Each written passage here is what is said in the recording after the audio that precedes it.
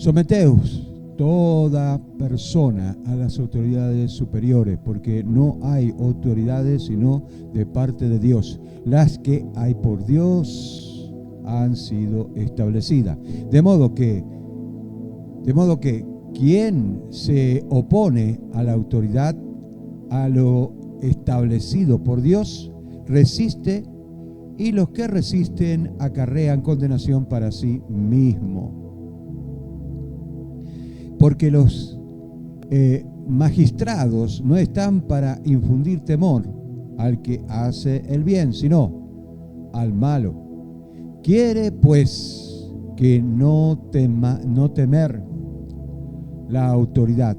Haz lo bueno y tendrás alabanza de ella. Amén. El creyente frente al gobierno y ante la sociedad. De esto habla el capítulo 13 de Romanos. Y lo hace con el énfasis de que la iglesia sea exaltada. No estamos hablando de idolatría, sino que estamos hablando de una iglesia que da testimonio. Amén. Entonces el capítulo 13 nos habla de eso. Describe acerca del camino del hombre celestial en la tierra. El hombre celestial en la tierra. Acuérdense, hay un hombre natural y un hombre celestial. Está hablando de Adán, está hablando de Cristo, pero los que siguen a Cristo son hombres celestiales. Amén. ¿Cuál sería tu conducta? La pregunta que hago, te hago 3 preguntas. ¿Cuál sería tu conducta ante el gobierno, ante la sociedad? ¿Debes estar sometido? ¿Debe considerarse el gobierno como algo que dispuso Dios?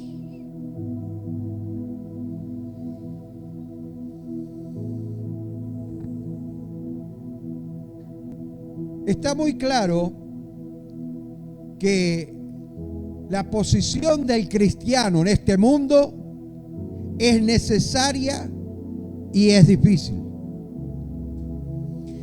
Con el orden actual que tiene este mundo, es necesario que esté el cristiano. Estoy hablando de cristiano, no de cristino, pero es difícil, no es fácil,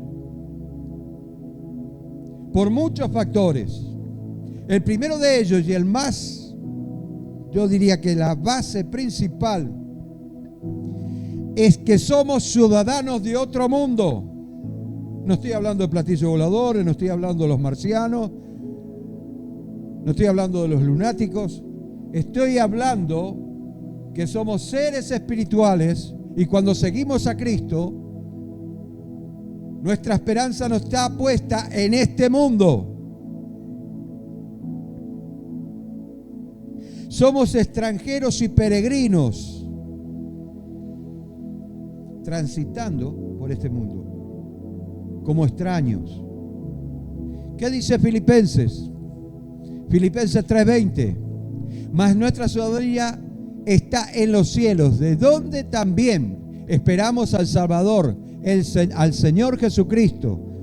Entonces, la promesa principal de la palabra es que el Señor viene, y ya viene como para empezar a trabajar con la iglesia en su gloria, para después reinar con Cristo por 1000 años. En honor a la verdad, tenemos una expectativa fuera de este mundo, o con relación a este mundo, basada en las promesas de Jesucristo. Y esta no es una enseñanza de ahora. Lo que pasa es que el evangelio se distorsionó tanto que lo básico que antes se predicaba ahora queda como extraño, como algo nuevo. ¿Qué es lo que me está diciendo? Yo no te estoy diciendo algo nuevo, te estoy diciendo algo que hace 20 siglos que se viene predicando. Y de hecho que no es una novedad ni tampoco es extrabíblico, sino que está fundamentado en la Biblia. Entonces la esperanza para los cristianos es un cielo nuevo y una tierra nueva. Dice Apocalipsis, capítulo 21, versículo 1 al 4. Vi un cielo nuevo y una tierra nueva, porque el primer cielo y la primera tierra pasaron y el mar ya no existía más. Va a haber una explosión demográfica tan grande en esos 7 años de gran tribulación que va a quedar aproximadamente la tierra como Marte y quizás sin atmósfera. Los mares van a desaparecer por completo. Así dice la palabra de Dios. Y va a ser un periodo muy difícil para la humanidad, pero va a haber algunos que otros sobrevivientes. Yo, Juan, vi la santa ciudad, la nueva Jerusalén, descender del cielo de Dios, dispuesta como una esposa ataviada para su marido. Lo cual nos habla de que en el período de la gran tribulación, la iglesia de Jesucristo va a estar experimentando la fiesta más grande de todos los tiempos, de toda la historia. Cuando acá en la tierra se van a derramar sus juicios, los juicios de Dios, porque el mundo ya ha sido condenado. Pero ¿qué retiene la mano del Señor? Dice la palabra de Dios que este evangelio se predicará a todas las naciones y luego vendrá el fin. Mateo 24:14. Entonces, estamos esperando que muchos hermanos y hermanas prediquen el evangelio a aquellas personas que no conocen, para darle la oportunidad que nosotros recibimos y para que ellos puedan experimentar lo que nosotros experimentamos y puedan decidir como nosotros hemos decidido seguir al Señor.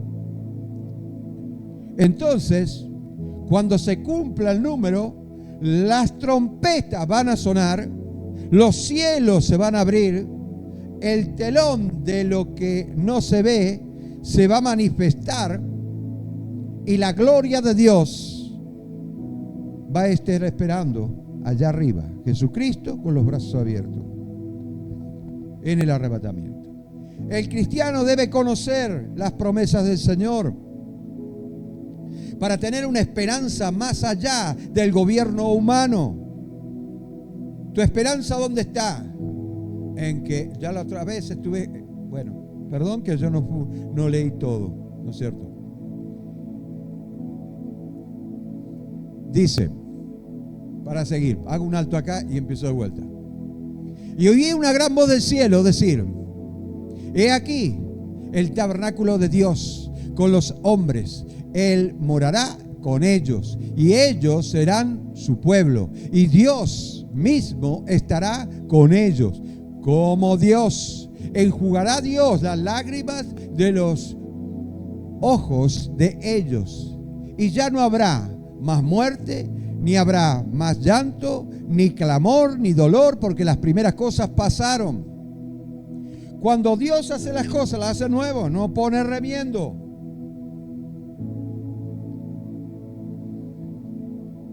Y todo lo que es en la tierra va a dejar de existir para hacer una tierra nueva, un cielo nuevo. Dice la Biblia,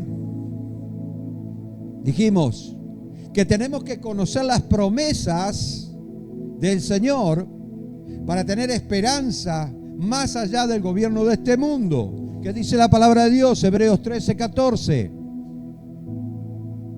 Porque no tenemos aquí ciudad permanente, sino que buscamos la porvenir. Escuche, ¿qué es lo que está buscando? Yo estoy buscando ¿no es cierto? No solamente la presencia de Dios, sino estar con el Señor. Sé lo que me espera a través de la palabra.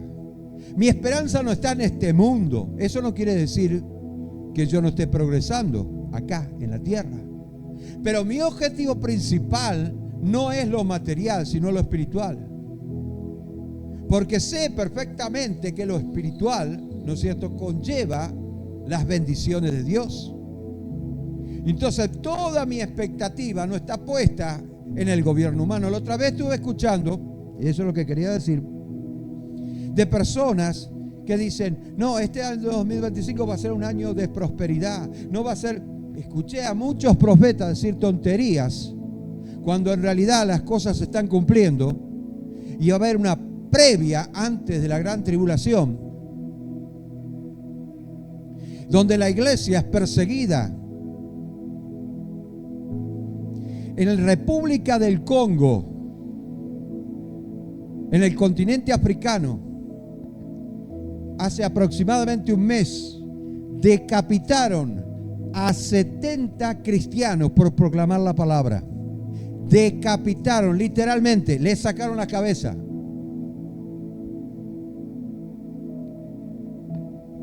Los musulmanes están persiguiendo a los cristianos. Escuche, hay cosas tremendas que vos no estás viendo y quizás mires, ¿no es cierto?, por internet y te quede la duda, ¿será un video montado o será la verdad?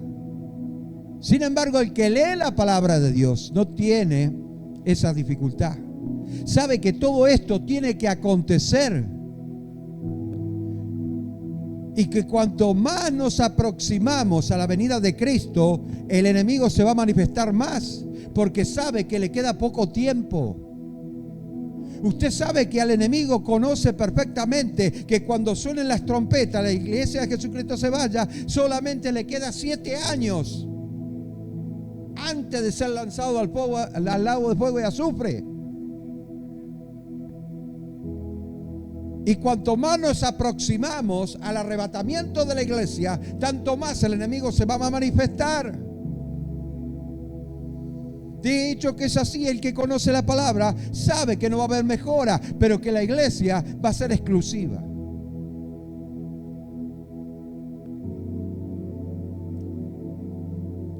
Dios no te va a dejar faltar nada, pero no pongas tu confianza en las cosas materiales, más en estos tiempos.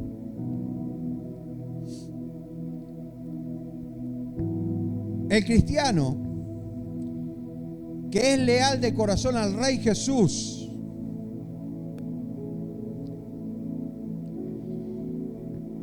a quien este mundo rechazó,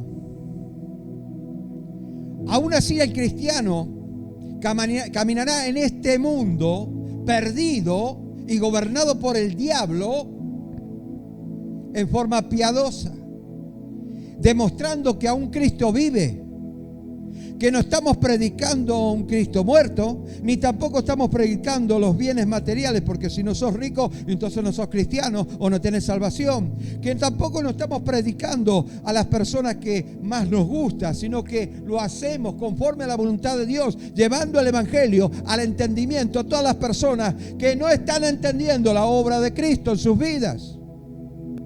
Lo que hizo el Señor en la cruz es memorable.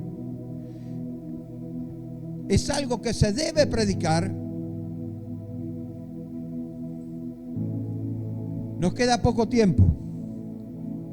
El Señor viene pronto y la iglesia está dormida. Nos queda poco tiempo. El Señor viene pronto y muchas iglesias van a esperar hasta los últimos tiempos. Y cuando llegue el momento y muchos digan, ahí viene el esposo, no van a tener tiempo para comprar aceite.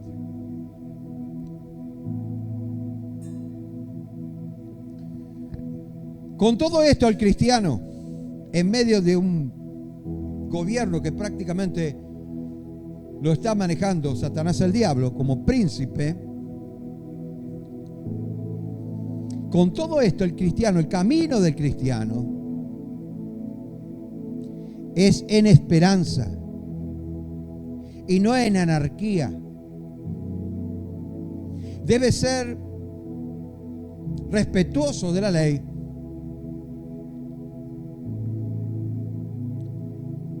debe cumplir con la ley, porque como dije al principio, la iglesia de Jesucristo va a tener que caminar en la luz de Cristo y va a tener que dar ejemplo, va a tener que dar testimonio.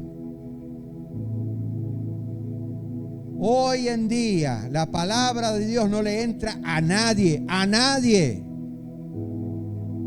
porque todos predican lo que más le conviene.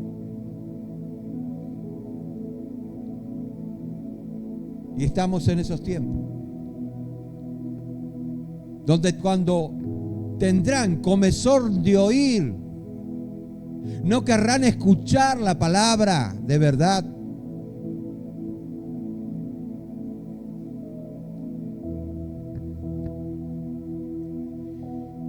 Aunque Pedro, podemos hablar un poco de él,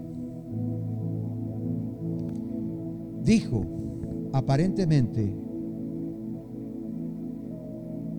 lo contrario, tiene su explicación. Y respondió Pedro a los apóstoles, y los apóstoles y dijeron: es necesario obedecer a Dios antes que los hombres. Sin embargo, esto tiene su explicación. Sí que hay corrupción en el mundo, pero el cristiano no tiene que estar envuelto en esa corrupción.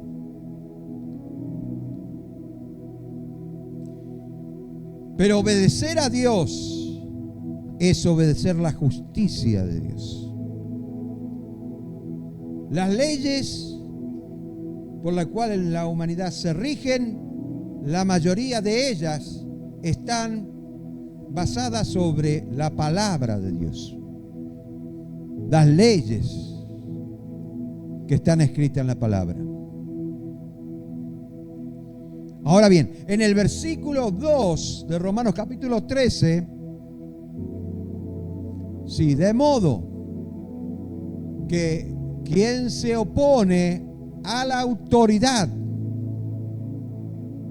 a lo establecido por Dios, resiste, y los que resisten acarrean condenación para sí mismos. Quiero explicar un poco esto. Pablo afirma que resistir la autoridad es resistir a la orden divina.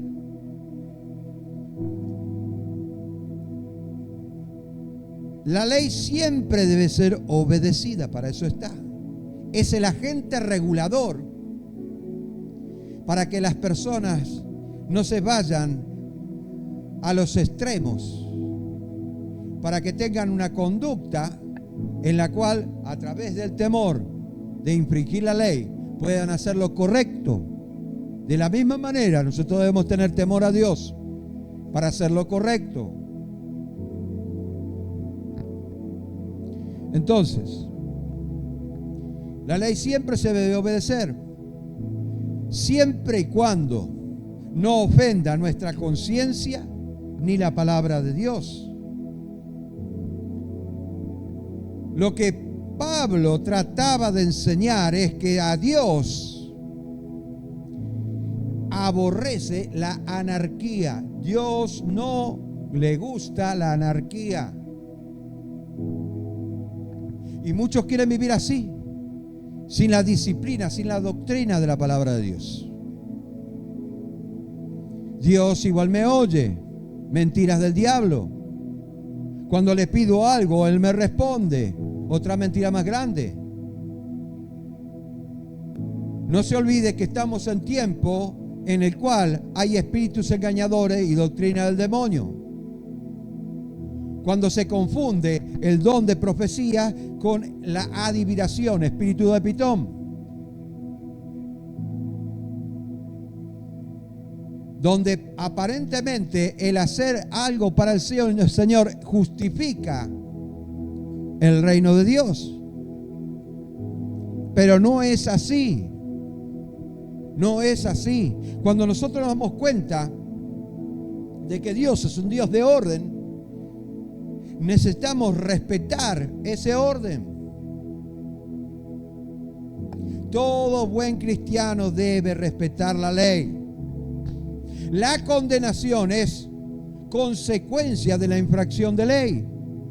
Yo no tengo por qué temer a ninguna autoridad, porque respeto la ley. Si yo temo a alguna autoridad, es porque no estoy haciendo conforme a las leyes establecidas o preestablecidas. No está hablando precisamente de la condenación eterna. No está hablando de la condenación eterna.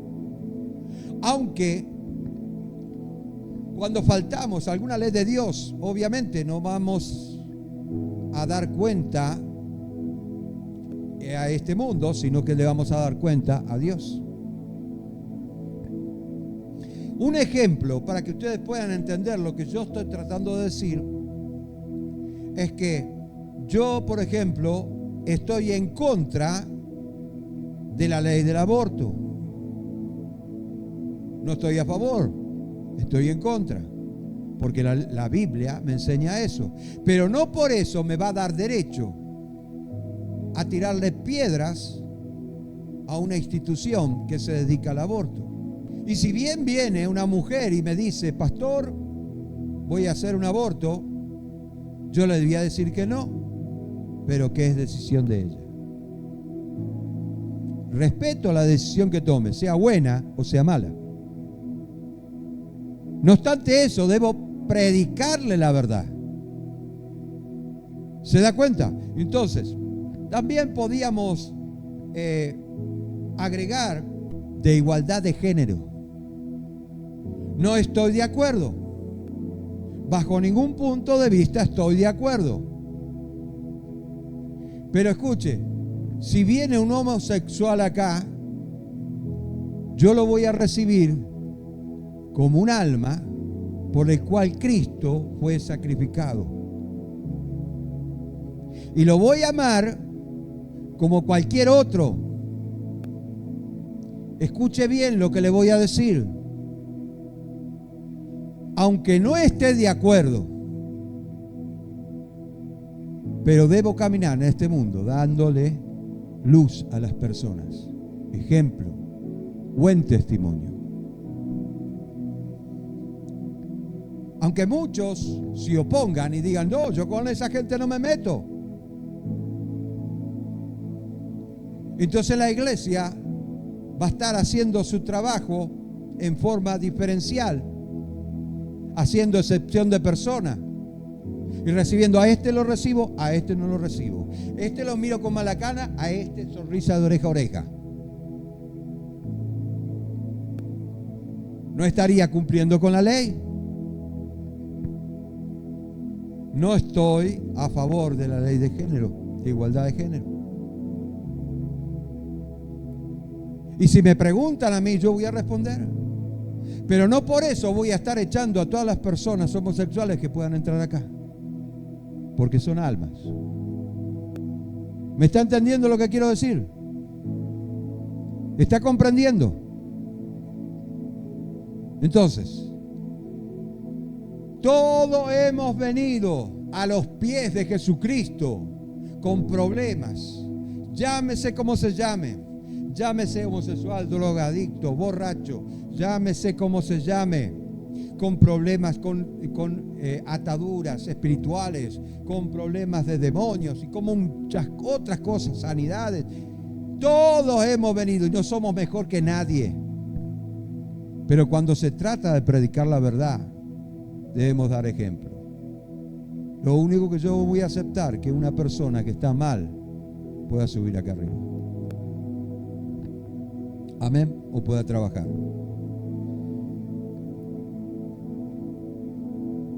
Es un ejemplo nada más.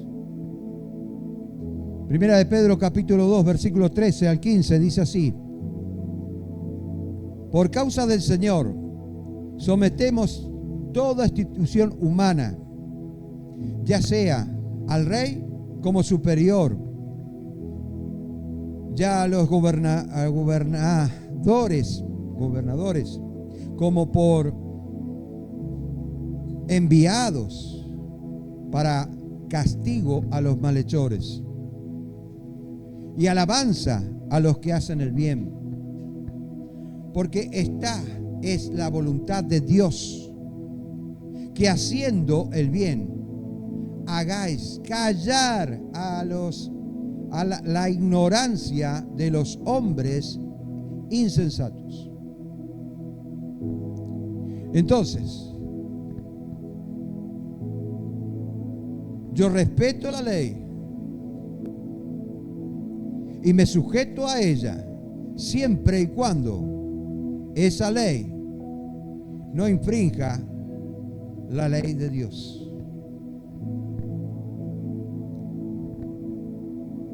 Vayamos al versículo 8. Romanos 13:8. Dice: no debáis a nadie nada. Atienda bien.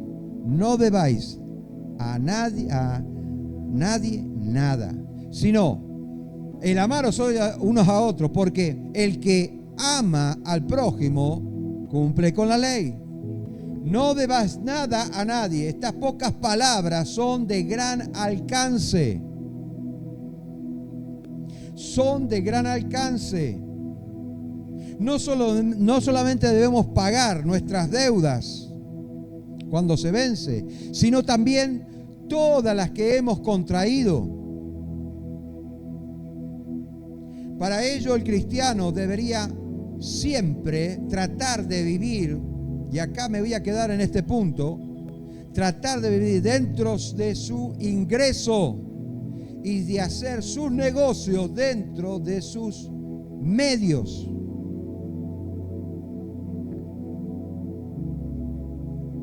No quieras abarcar más de lo que vos podés abarcar. Estarías haciendo algo que más adelante te va a perjudicar. Y muchas personas han salido del camino del Señor porque sus deudas son hasta acá arriba. Porque no comprendieron, porque quisieron tener los bienes materiales que quizás ahora tienen, pero que no son suyos.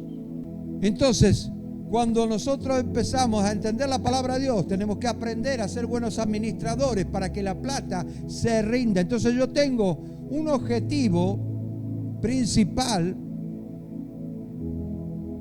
pero para alcanzar ese objetivo tengo que meterme metas alcanzables y empezar a trabajar económicamente para llegar a ese objetivo.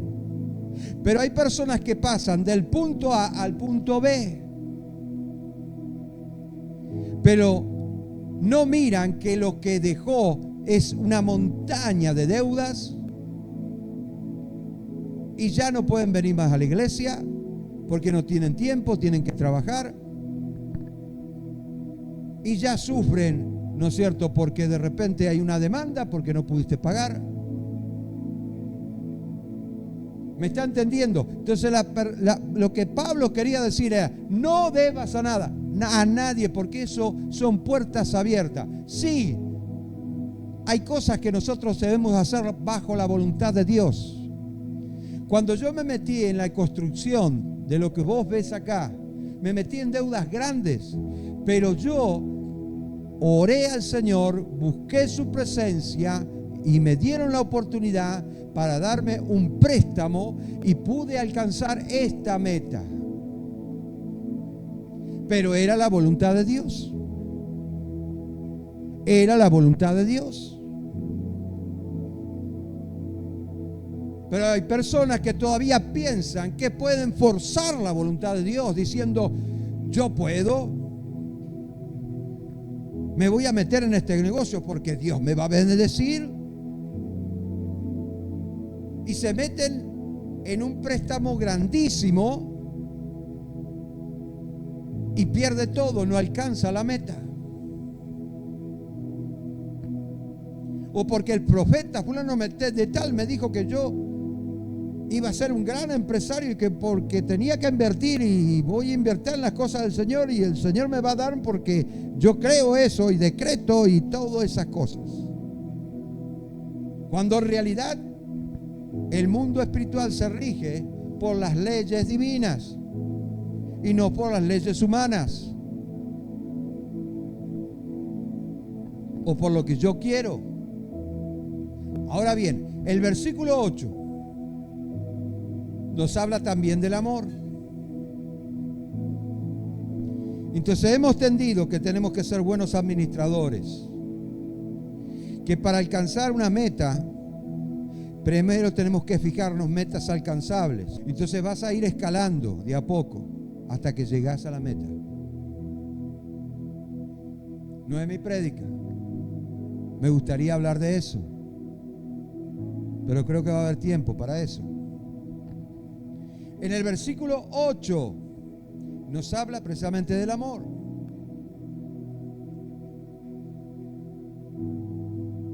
La mitad del versículo.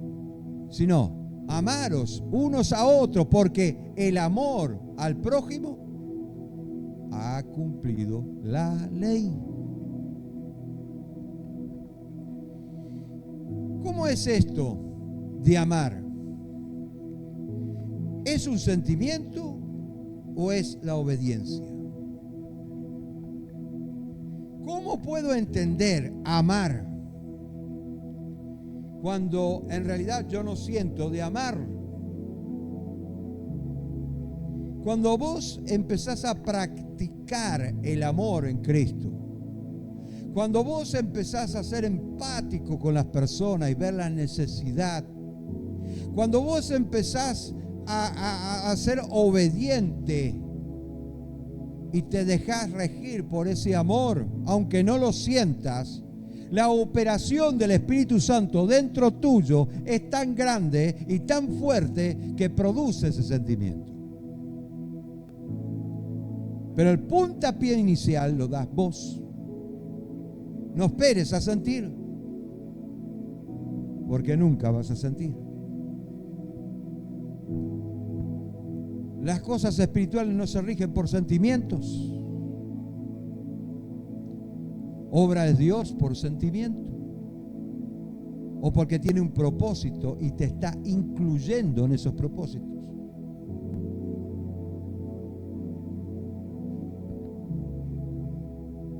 Dice Romanos capítulo 5, versículo 5. Y la esperanza no avergüenza, porque el amor de Dios ha sido derramado en nuestros corazones por el Espíritu Santo que nos fue dado. El Espíritu Santo dentro nuestro empieza a fusionar, se mezcla con nuestro espíritu de tal manera que empezamos a tener una conexión y empezamos a sentir el amor de Dios en nosotros. Pero anterior a eso tiene que ser una obediencia y ponerlo en práctica. Hablemos un poco de eso. Ahora, en la práctica fluye el amor de Dios que ha sido derramado en nuestros corazones por el Espíritu Santo. El resultado es el que ame a tu prójimo y se cumpla la ley. Ese es el resultado. Así que se cumple los mandamientos respecto a nuestro prójimo. Así mismo, amarás a tu prójimo como a ti mismo. Yo creo que más que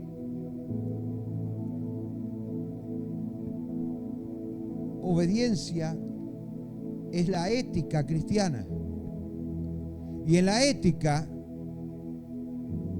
dice, uno de los primeros pilares que tiene es: no hagas lo que a vos no te gusta que te hagan. Y lo que básicamente Pablo quería decir era eso.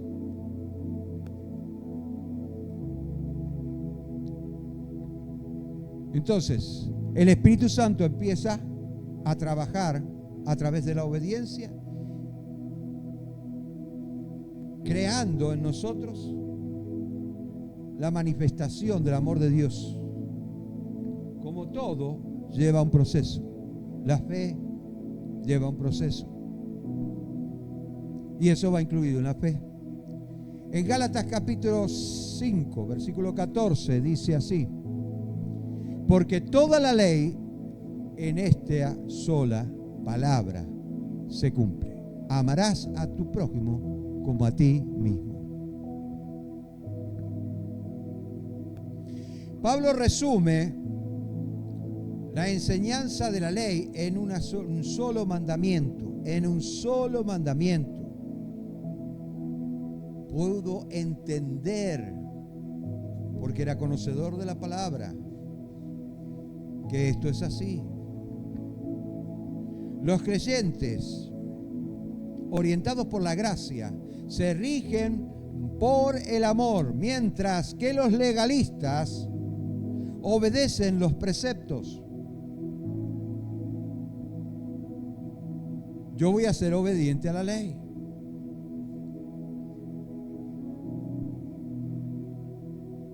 Pero primero en mí debo entender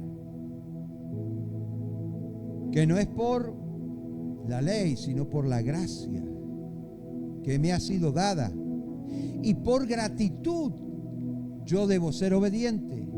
Y el Espíritu Santo honra la gratitud y la obediencia del cristiano, infundiéndole amor. Quiero aclarar que Dios no está poniendo al cristiano bajo la ley, diciendo: si guardás los mandamientos, yo te voy a amar y te daré al Espíritu Santo. Eso no es así.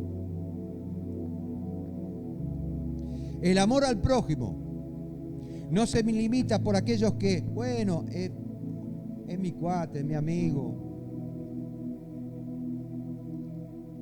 No se limita por aquellos que piensan de la misma manera que vos pensás. Y los otros, bien, gracias. El prójimo también incluye a aquellos que considerás tus enemigos. ¿Por qué? Porque tenés que darle ejemplo. El hecho de bendecir a los que te maldicen, el hecho de darle un ejemplo de vida a aquellos que no lo tienen y que muchas veces te quieren perjudicar, es difícil, no es nada fácil, pero esto está dentro del campo de la ley de Dios. Y Pablo resume esta ley del amor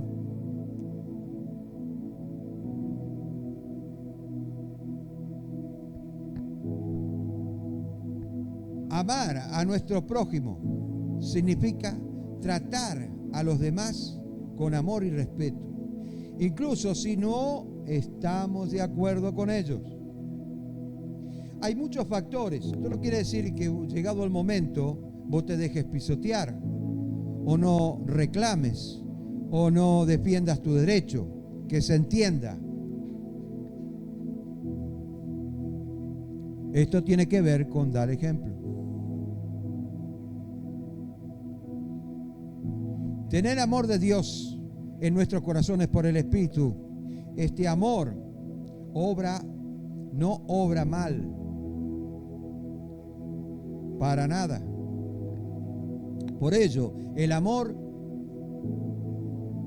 complementa la ley, es parte de la ley. Entonces, cuando en el Antiguo Testamento vemos que la ley en muchas ocasiones es rígida, no estamos mirando otra cosa que la intención de Dios de hacer que el hombre reconozca que es lo que merece. No es otra cosa que eso. Pero el hombre se empeñó en cumplir la ley y ejecutarla, pero no hacia él, sino hacia las demás personas.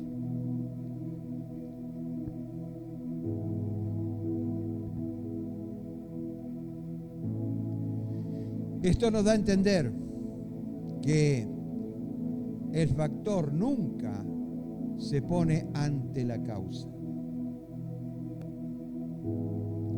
El efecto nunca se pone ante la causa. Siempre hay una causa y un efecto. Por ejemplo, una bomba sería una causa. Y el efecto, una explosión. Pero si yo lo invierto, no sería lógico. Entonces la causa es Cristo. Es lo que hizo en la cruz. Es la obra de Cristo. Ahora, yo debo demostrar con mis hechos que hay causa y que hay un efecto que debo manifestar. En Colosenses capítulo 3, versículo 14 dice: y sobre todo estas cosas, vestíos del amor, que es el vínculo perfecto.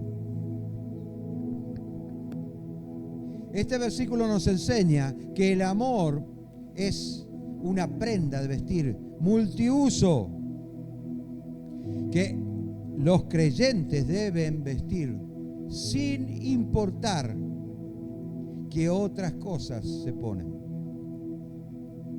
¿Por qué puse esto?